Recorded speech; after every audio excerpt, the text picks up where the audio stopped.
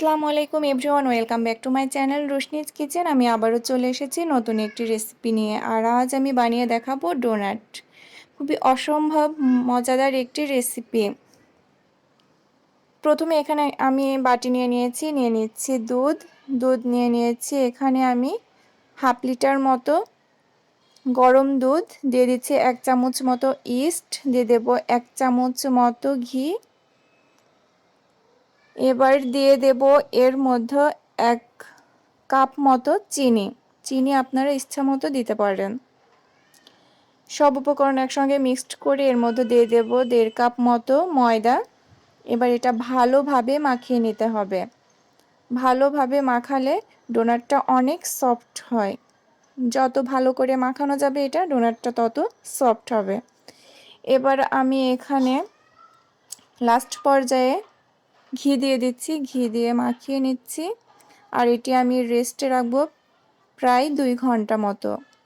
2 ঘন্টার রেস্টে রেখে আমি ঢাকনা দিয়ে 2 ঘন্টা রেখে দিতে হবে। এবার আমি তুলে নিচ্ছি ঢাকনাটা, কতটা ফুলেছে। এবার আমি সবগুলো ভালোভাবে মাখিয়ে ছোট ছোট পিস করে কেটে নিচ্ছি। আর এই ডোনাটটা আমি হাত দিয়েই শেপ করেছি। আপনারা চাইলে কোনো বাটির সাহায্যে কেটে নিতে পারেন, তাহলে অনেক ভালো হয়। আমি এটি হাতের সাহায্যে শেপ করে নিয়েছি। আর মাঝের যে অংশটা, সে অংশটা আমি বোতলের ঢাকনা দিয়ে কেটে নিয়েছি। এবার আমি বোতলের ঢাকনাটা দিয়ে মাঝের অংশটা কেটে নিচ্ছি। সব উপকরণগুলো আমি একইভাবে করেছি। সব উপকরণগুলো আমি একইভাবে করে নিয়েছি।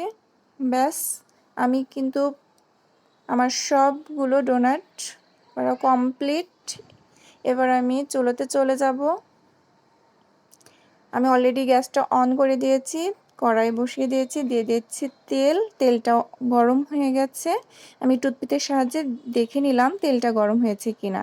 এবার সব ডোনাটগুলো আমি দিয়ে দেব একে একে। এক সাইডে যখন হালকা বাদামি কালার হয়ে আসবে তখন আমি অপর পাশটা একইভাবে ভেজে নেব। ভাজা হয়ে গেলে আমি এটি তুলে নিচ্ছি। হয়ে গেছে। কত দারুণ লাগছে না দেখতে, খেতেও অসম্ভব মজা। আপনারা বাসাতে এটি ট্রাই করতে পারেন।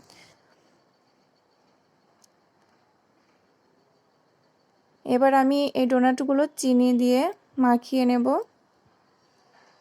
সবগুলো আমি একইভাবে মাখিয়ে নেব।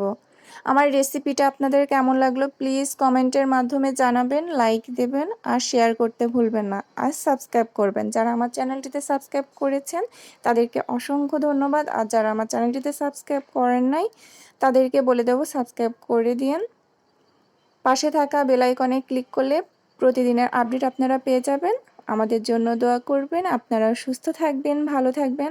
আল্লাহ হাফেজ। আবারও দেখা হবে নতুন কোনো রেসিপি নিয়ে।